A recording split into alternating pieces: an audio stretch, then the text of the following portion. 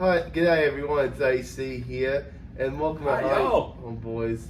Yeah. Yeah, this is our guest Jack Newberry. Yeah, Country Conversations with Cactus Jack on YouTube, and you probably heard him on the radio if you live in the Southern Illinois, Western Kentucky area. It's a pleasure to have him on here. We'll have plenty of country conversations with him, whether you're watching on YouTube, Facebook. Give us a like, write a question, and we'll answer it. So, starting off, we'll ask Cactus Jack, a bit of a tongue full. So, tell everyone about yourself. What's a little introduction? How far back do you want to go? I don't know, up to you. I was born in 1954. My parents were 15 and a half and 17 and a half when I was born. This is my favorite story. When teenage people get married, then and now, there are rumors that there might have been a baby involved. And so back in those days, people would get behind their hands and whisper, well, you know, the first baby can be premature, but the second one has to take 9 months. So on and so forth. So my grandmother, bless her heart, went to church in Alto Pass, Illinois. And she stood up one Sunday evening in church and she said, I wanted to announce that I wasn't at church this morning because my daughter had a baby boy Friday morning and weighed whatever I weighed, blah, blah, blah. And she said, they got married on the 10th of October, and Friday was the 19th of July. That's 9 months and 9 days, so y'all can put your pencils and your paper away. It did take 9 months, so I love that story. Anyway, I went to school in northern Illinois for a long time. We lived in the Chicago area. And we came back down here later, and then I went to school in Cobden first, and actually I went to Dongola school for 3 weeks. And then I went to Cobden for 4 years, I think, and then I finished what schooling I had at Jonesboro Grade School and named Jonesboro. However, I was one of those high school dropouts you hear so much, so rebel without a clue, you know. And as time passed, I worked a gazillion jobs. I worked on farms, I worked in factories, I worked in packing sheds, I was a driver, I was a truck driver, as well as a transport delivery driver. And I couldn't really seem to make anything stick. I had a short attention span, and I beat myself up about that quite a bit in my life. And over the course of time, I went through a marriage which didn't work out. I have my 3 children from that marriage, and then I had another marriage that worked out pretty well for about 29 years. But 24 years in, my wife went to Tennessee to take care of her dad, and she just never came back. So 5 years later, I went to Massac County Courthouse to see what I would have to do to get a divorce. And I went into the wrong office, but my wife now was in there, and I walked out with her phone number, and we've been married for almost 9 years, almost 8 years now. Wow, 2015. And sorry? 2015. You were remarried in 2015. I was married 11 years the first time, 29 years the second time, and I've been married 8 years this time. Yeah. So anyway, education-wise, in 1990, I had bounced around Kentucky and Tennessee from one radio station to another, and radio just at that time was going to a lot of digital, and they were buying a lot of computer systems, laying a lot of people off, and they hired, there was a program through the government that you could get your college paid for if you could prove you'd lost your job to technology. And so I had 3 employers to write letters to me, and then I went back to Shawnee College and got an associate's degree. And I found out I was pretty good at learning, so I got another associate's degree, and so on and so forth. So, long story short, I know I've got over 50 hours more than it takes to get a master's degree at Murray State, but the highest degree I've got is an associate's degree. So, but I made myself employable, and that was my goal. From the day in 1992 when I walked across and got that first associate's degree, I have always had a job. At least 1, sometimes 2 and 3, and I'm running several successful home businesses, including I helped your dad on the remodeling on this house when you moved in. That was in 2012. Yeah. Radio and music has always been my passion. That's what I love, and radio does not pay very well, and the way I do music, it doesn't pay even that much. So I've had to have a job to support my habit. And so I've worked on the outside a lot, and I have done a variety of things. First 15 years I had a job, I worked on cars for a living, and I'm still a pretty decent automotive mechanic. One of my degrees from Shawnee College is in electronics technology, so everybody says these new cars scare me with the computers. Computers don't faze me, and besides that, I've got one, I like 2 classes, have one in computer science from the same school. So I have kept myself educated, and I've kept my education upgraded. I'm also certified to work on heating and air conditioning, and I have a Class A CDL in my pocket with all vehicle endorsements. I can drive anything that's legal to drive in the United States of America. So I have made sure if I wanted a job, I could get a job. Yeah. But as I said, my passion has always been, I love the broadcasting. I mean, I'm a decent singer. I'm a decent hum and strum guitar player, but I really like music, and I like the stories. That's what Country Conversations is about. Yes. The fact that through this job, I am so blessed to get to meet these people and to talk to them. And we have had some really great conversations. I've heard some really cool stories.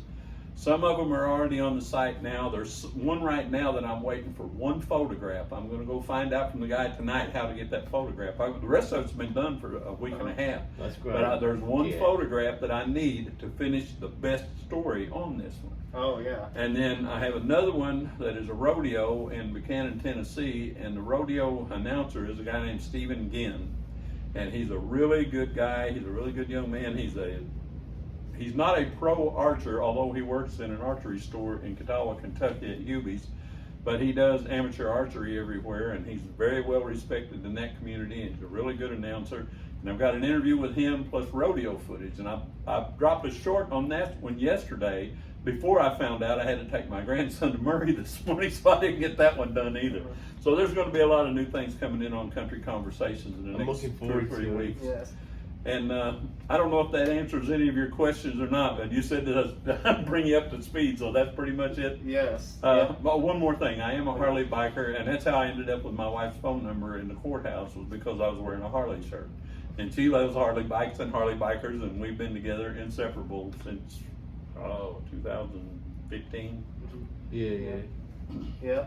So, follow-up question I had, just think about one of the things you said. So what would you say is the nicest country musician or country singer, someone involved in business that you've met? Who's the nicest person, nicest interaction or interview? They are all really good people. Some of them I think get overwhelmed by what their life becomes. Yeah. Because a little bit of it is with me too. It's not that way so much anymore, but at one point in time I couldn't go anywhere. I couldn't eat a meal without people, wanting to know what I did, especially when I did the outlaw hours. And it's not that you're rude or anything, it's just, you get burned out. Right. And so I gave that up. I gave up a lot of things thanks to a friend of mine named Jennifer Hunt, who taught me some ways to cope with life. And I'm a lot better person now because of those things. And I think that bleeds over into the entertainers. This guy right here, Rusty is his name. He's on Facebook. He builds guitars, Lucky Dog Guitars. That's his passion. All right. He builds guitars for Mick Jagger, I think Joe Walsh, Joe Cocker. Well, I have an adopted son named Michael Castleberry. You may have seen the chili dog videos online on TikTok where the guy guzzles a beer and then takes the bottle and plays it's got like 11 million views on TikTok. Oh, he wow. takes the beer bottle and plays slide guitar. He's got a room at my house. Oh, wow. His mother passed away. His father's still alive, but he's in a nursing home, and we kind of look out for him. He's a really good friend. And Rusty, the guy that builds Lucky Dog Guitars for all these great people, has signed Michael to be his first representative. So that's the kind of friends I have. I can't wait to interview Rusty. You hear that, Rusty, in case you're listening? Yeah. But when we did the Country Conversation with Danny Shirley, Confederate Railroad, Danny Shirley is best friends with Rusty. I could be best buds with Danny Shirley. I mean, we hit it off. What you see on that video is for real. It's the real thing. And he's great. But the most fun one we've had lately was Marty Rabin of Shenandoah. And there's a long story involved with that one, but at the end, I was wrapping up the video and I said, and I led in with, thank you, Marty Rabin, and he was supposed to say Confederate Railroad. He said, or supposed to say Shenandoah. Yeah. And I said, Marty Rabin and Jill. My wife is Cactus Jill. So, so I bet it again, thinking I could edit it out. Marty Rabin and he said, Jill. Well, I just put it in there and let it and rolled with it. But Marty Rabin was a lot of fun. We start the interview and he pops a handful of candy in his mouth and Mom, you did it. He was just so much fun. So the nicest, the friendliest one that I have run across lately that is still performing is John Conley. Oh, John Conley yeah. is a consummate pro. Yeah. And when I did the interview with him, that was a radio interview. Now, I spliced in all the photographs Yeah. with that, but that was a radio interview. Now, he's coming back. Married Actually, in 3 weeks. yeah, I actually want to go up and see if I can get another interview with him before the show this time, and I may be able to. But he was so self-effacing and so complimentary of what I have done, and we talked about how long we've both been in the business and how I found out about his hit records. I was working on a towboat in Morris, Illinois, the first time I ever heard rose-colored glasses. They were playing it on the speaker while I was out working on the barges. And here I am 40 years later, and I interview this guy, and he's just so friendly and so nice. But that's not to take anything away from any of the others, because John Conley came to me for an interview on the radio. The rest of these guys took time out, well, not just guys, the rest of these performers took time out of their busy schedule when they're on the road, and every minute is worthwhile to them.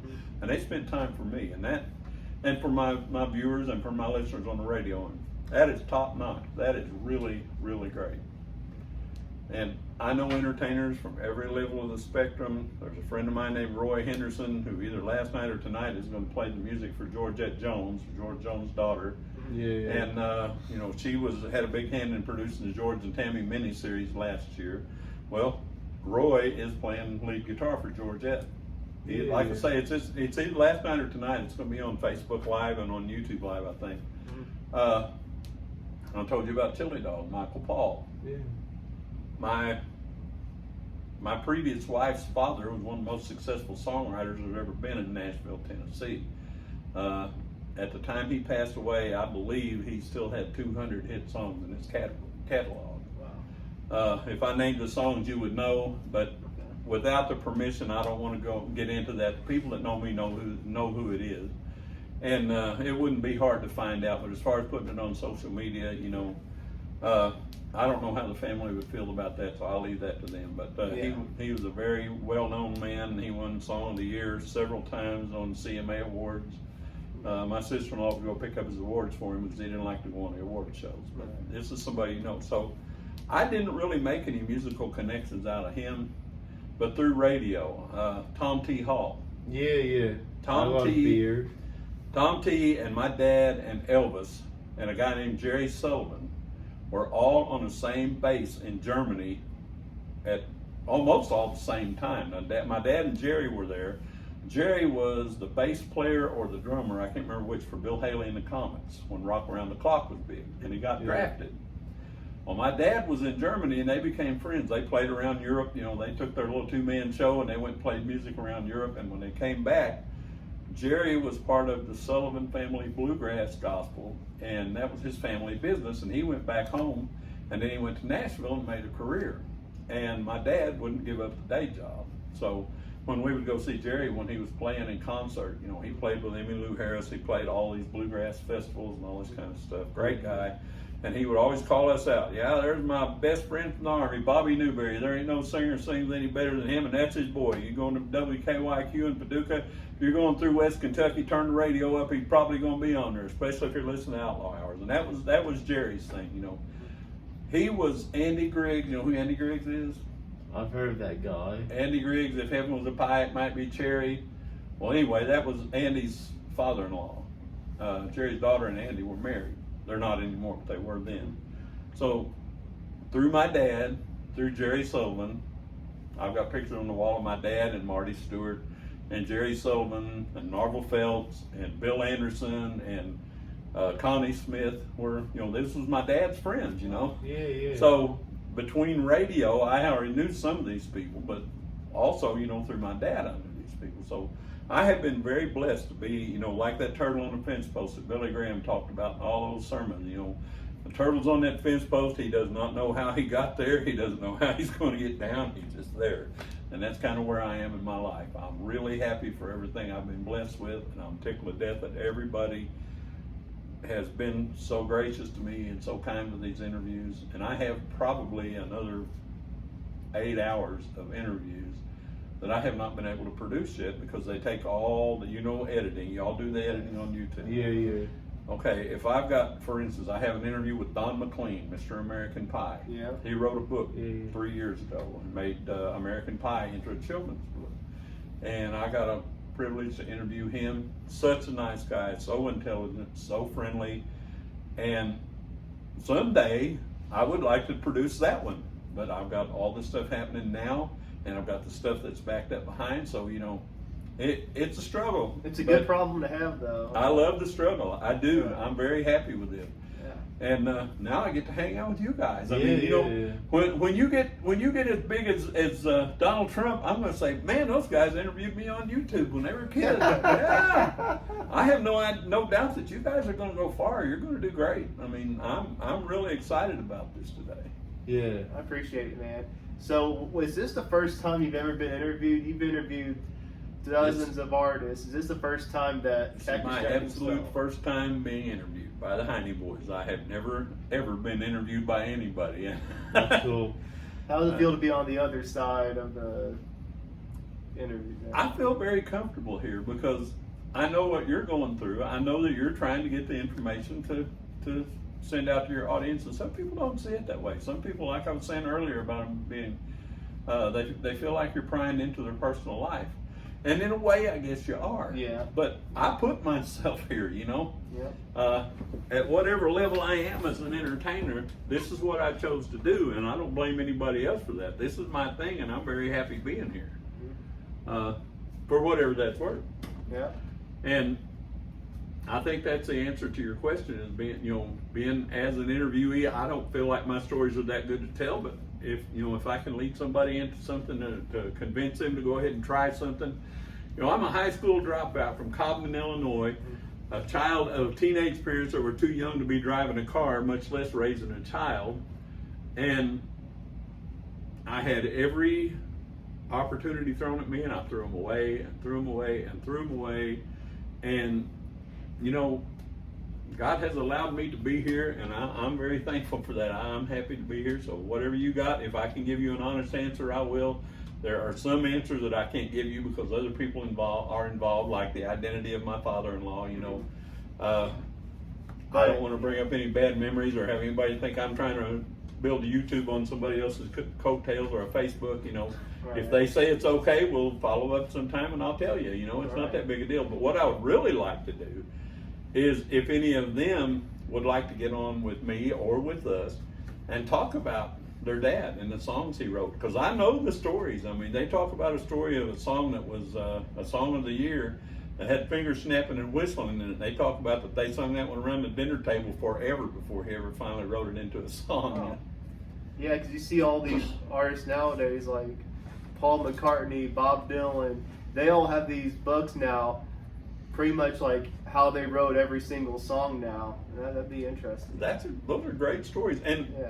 for me, I like the entertainers. I do. I'm thrilled to be part of the entertainers, but to me, it's always going to be about the songwriters. Yeah. There was a guy named Mac Vickery who has passed away now that I met at Hank Williams Jr.'s club in the green room one time, and back in the dark ages, long ago. And that was the first really major songwriter that I ever talked with. And then, over the course of the years, I've talked to a lot of other people, including my father-in-law, but people that wrote the songs, that wrote the poetry. I wish I had that talent. There's a guy named Trent Tomlinson who wrote One Wing in the Fire. You remember that one about the Daddy's a Back Row Baptist? I don't know if I know that one. Well, you need to look that one up. Trent Tomlinson, One Wing in the Fire. But the cool thing about Trent Tomlinson is you've heard the song by Brett Young, in case you didn't know. Yeah. He co-wrote that with a guy named Bobby, I can't remember his last Bobby name. Vaughn, yeah. Yeah, he wrote that with Bobby, and I think there was a third and maybe a fourth writer in there. But Trent Tomlinson has written stuff that you take a look at. Okay, I'm looking really forward to hanging out with him. Chili Dog, Michael, my adopted son, is in Key West with him today. Right now, they're hanging out because they went down for Songwriters Week. Right. And when Michael goes to Key West, he gets booked solid, usually 3-4 shows a day. Right. And that's where he met Trent Tomlinson. He worked in Key West for a while, and Trent Tomlinson came in one night while he was playing, and he took him out to the band room behind the little bar where Michael was the house band, and they sat down on the porch and wrote a song. They sat there all night and talked till daylight. I would love to talk to that man, and maybe someday I'll get a chance to. Ronnie McDowell. I've got a couple of phone interviews with Ronnie McDowell, and now I'm hanging out a lot at the place where they actually have a room in a Music City Bar and Grill in Nashville that is the Ronnie McDowell room, and that's where Ronnie goes in there and hangs out. He hangs out with Johnny Rodriguez in there and David Frizzell. So I go to Music City Bar and Grill quite a bit, and I have talked to some folks. There's a guy named Mike Odom who's written a lot of stuff, and he's a really good performer, and we've kind of become friends as far as, you know, acquaintances go. And he's a really fun guy to be around, and he's got a great heart. I really like him a lot, and he's agreed to be on the channel with me, but I just haven't seen him when we both had time. Right. So that's going to be one of my future interviews. Yes. And we'll have his channel in the link in the description below on Facebook and on YouTube if you're curious, because he has just started recently. He has almost 100 subscribers now, and hopefully we can get him to 1,000 soon so he can get monetized. We'll help him. Yeah.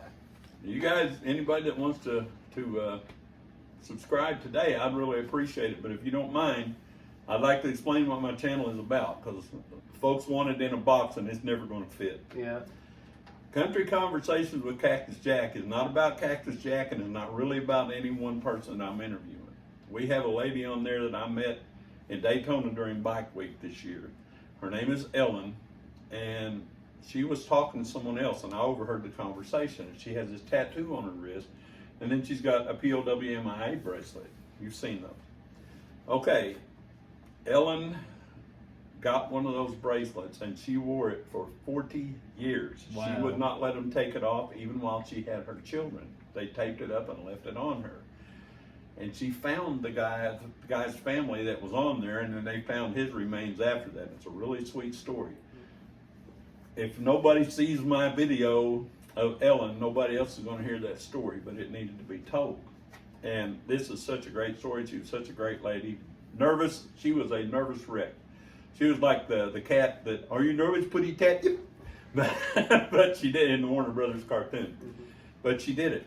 There is a veterans group, well actually it's the Elks National Foundation, has contacted a guy named Toby Haynes, and Toby got a grant through Elks Foundation to do a free fishing trip for PTSD veterans. Now, I think there's 3 of those on my channel now. That's coming up June 10th. Yeah. And they're still looking for people to sign up. So if you want to go to my YouTube channel, it's Country Conversations with Cactus Jack. You can get his contact information and all the way to get your veteran in there.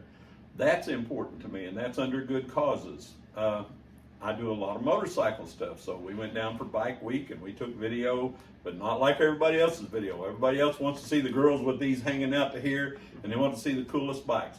I got the most views up to that point I'd had on my channel. I walked around this old Triumph motorcycle, which was exactly like the one I had when I was a teenager.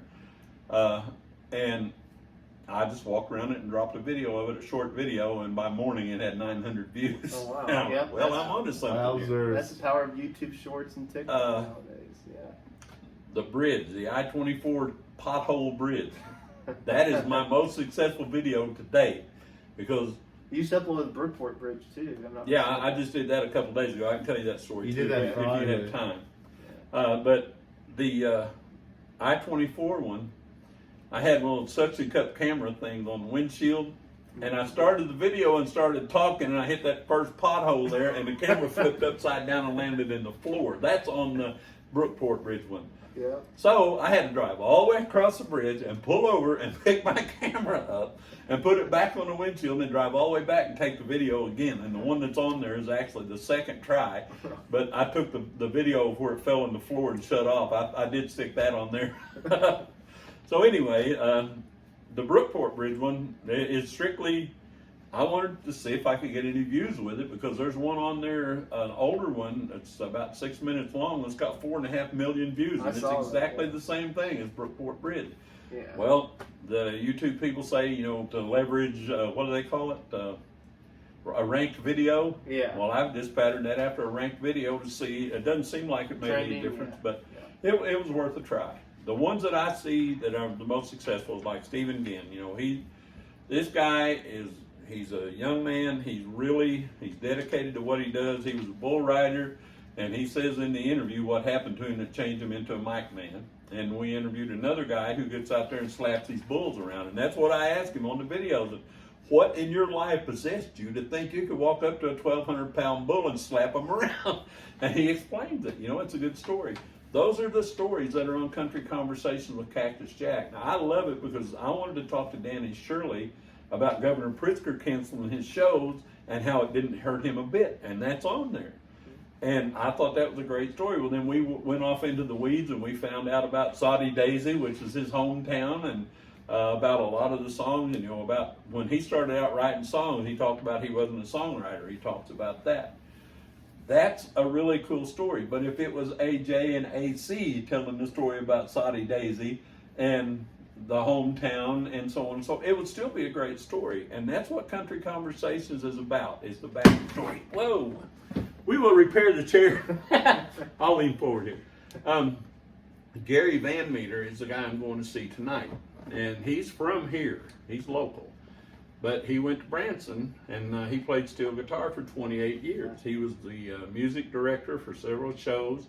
He's got some great stories. He talked a story about Glenn Campbell dropping his guitar in the middle of his show one night, how he dealt with that, which I thought was a class act. Yeah. And he talks about some playing cards, and the guy that was sending out the playing cards didn't pay any royalties on the playing cards, so there was a little issue about that. And Gary is a great storyteller, and if you went to Branson and you saw him, you might recognize him. Yeah. But he never had a record deal. You know, he's actually playing in Marion, Illinois tonight, and I'm gonna go up and sing with him. You know, Marion Cultural Center. What's that? Was it Marion Cultural Center? No, this is at one of the VFWs, I think. He's retired now. He just plays around where he wants to. He plays at the barn inside of Traders Mall every other weekend. He comes out and hangs out with us at karaoke quite a bit. But he doesn't sing. He just comes and hangs out. Yeah. But when we can get up to Marion and sing with him, which very rarely happens, but we're gonna get a chance to go up and sing with him tonight. So my luck will be that I'll get up there and they'll have the show canceled, which has happened before. Yeah. But anyway. Speaking of karaoke, what is your go-to karaoke song? I like Aaron Tippin's version of Where the Stars and Stripes and the Eagles Fly. That's a very successful song for me because the crowd always loves it in the places where I go, and it says so much about our country and God bless the USA and so on and so forth. I love God bless the USA, but I don't have the pipes. No, I can't get that high. It's just not going to happen.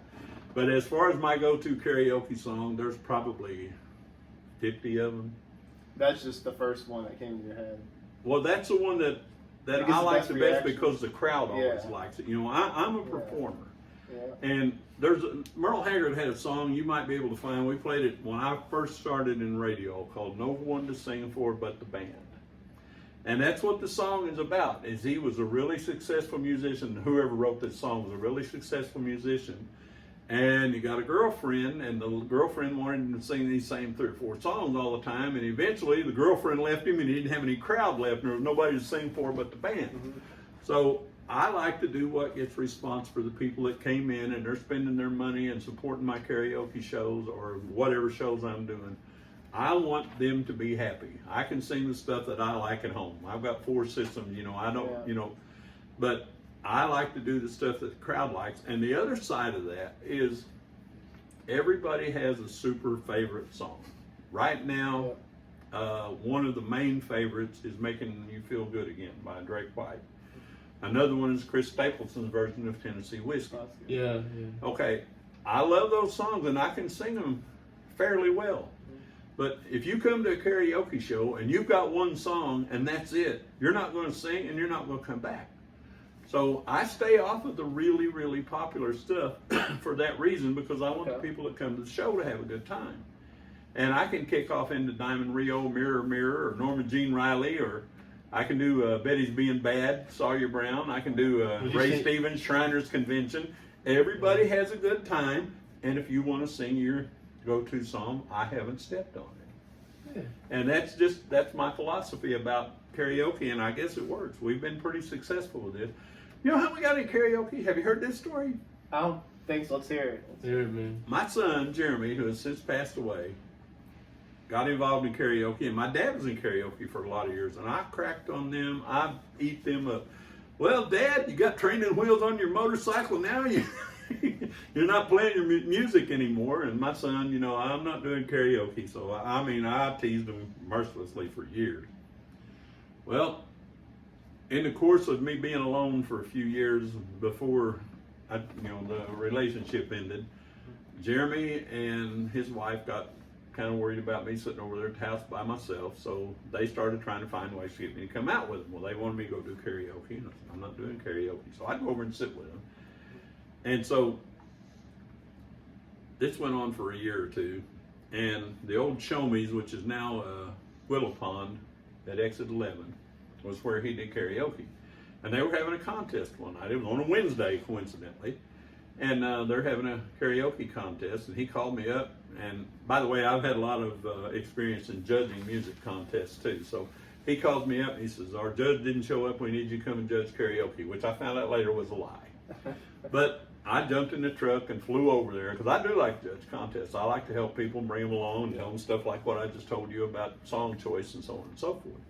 So when you get off at exit 11, that lane back there used to you had to drive almost back to the river and then come all the way back around. They've got some extra lanes in there now, but it's still a long way. So he had somebody watching from the door to see my truck when it came off on the ramp there. And Marty Holmes, who's another friend of ours who actually taught us a lot about karaoke, he passed away during with COVID. But anyway, Jeremy and Marty were there, and they had Family Tradition queued up. And when I walked in the door, Jeremy just launched into country music singers, always been a real close family, and he had me a microphone, dragged me in here in front of all these people. So I did okay. I sang Family Tradition, and I gave him the microphone back, went to the judges' table, and found out that they had their judge. So I just sat down there, and I don't drink alcohol, so I sat there and drank Diet Cokes and got me a meal and watched them. And I got up the next time to sing, and I don't remember now what the song was, but it stunk on ice. I was ashamed. I mean, how'd you know you did bad? I went home. I've been a singer since I was 3 years old. I know when I do a good performance and when I don't. And I went home and hid under the bed just about. I mean, I would not sing in the shower for like 2 months. Wow. So eventually, I went back over there, and they talked to me about what I was doing wrong and what I needed to do better. And I asked them, and it didn't take too long to get it figured out. Right. And I'm never going to be no major singer, but I can do well enough, and I have a good time. That's the thing. I love to sing. I always have. It's a lot of fun. Yeah. And I encourage anybody, if you don't want to go to our karaoke show, God bless you, but go somewhere. If you have it in you to sing, don't make any difference how bad you think you are. Karaoke people are the most loving people, the most supportive people, and it doesn't matter how bad I stink. I can go in there with double pneumonia and laryngitis, and I mean, they just cheer and they carry out, and that is so good. Will you sing my song next time, and so on and so forth. Karaoke people are just the salt of the earth, and they really want you to do well. And the flip side of that is, there's another guy, I won't call his name, but when he started singing with us about 7 or 8 years ago, he really needed a lot of work. But he came and he talked to Jeremy, he talked to Marty, he talked to me, he talked to Juanita, and so on and so forth. And everything we told him, he took it to heart. And then someone else told him a couple of years after that to start doing his own self, record himself on video, and they would critique him and he could critique himself. Well, over the course of that, he's really good now. He figured it out. And that's the way everybody is, I think, in karaoke. You will start and you'll be where I was, where you're just scared to death to even open your mouth because one of those awful sounds might come out. Yeah. But you listen, and people are good to you and patient with you, and the fact that karaoke people are so sweet. And it really makes a difference. It will bring you right around to where you can really have something that's a lot of fun, it costs very little money, that won't get you in any trouble with the law, and you're just having a good time. Yeah. Do you sing any Farron Young or Webb Pierce songs at karaoke? Yeah. Yeah. Actually, Gary Van Meter again, he loves to tell this story. He's told it I don't know how many times on the radio and so on and so forth. But I went up there the first time to sing with him, and I had not sung with a live band in 20 years, I guess. And I knew how, but I was had butterflies. I think if you don't have butterflies, you need to get a different job. If you're going to perform for people, you need to be invested in it. Having said that, We did the first song. I don't remember what it was, but it was okay. And then we did another one. I did pretty well. Well, it was getting late in the evening, and I was tired. The band was tired. The crowd was almost all gone. And he got up there and he said, "What do you want to do?" And I said, "I don't know." He said, "Let's do Swinging Doors." You know Swinging Doors, Merle Haggard. Yes, I do know that song. You know Swinging Doors is about center of attention in this bar, right? Yeah. No, it's not. Swinging Doors is about Swinging Doors jukebox at a bar stool. But the Swinging Doors stuck in my head, and when they started playing the vamp, I drew a blank. And I'm up here like a deer in the headlights, and I couldn't remember anything about Swinging Doors. And all of a sudden, this line come to me, and each night these Swinging Doors reach out to me and draw me in. Well, that song is Fair and Young, Wind Me Up. So I kicked off singing, "I'm the center of attention in this bar room," to the tune of Swinging Doors. Gary looked at me and he looked at the band all looked at me, and they just followed right along. So when we got to the end, I turned around and looked at him and said, "You realize what I did?" And he said, "Yeah, we all knew what you did. We just didn't know why." So he loves he loves to tell that story, and he tells it a lot better than I do. But yeah. Okay. I kicked off on the wrong lyrics to the right song. So he did let me get it back, though. We did a benefit over Trader's Mall last winter, and I sung it again, but I stood down at the bottom of the step with my phone reading the lyrics to make sure I did it right. But that's the kind of stuff that's just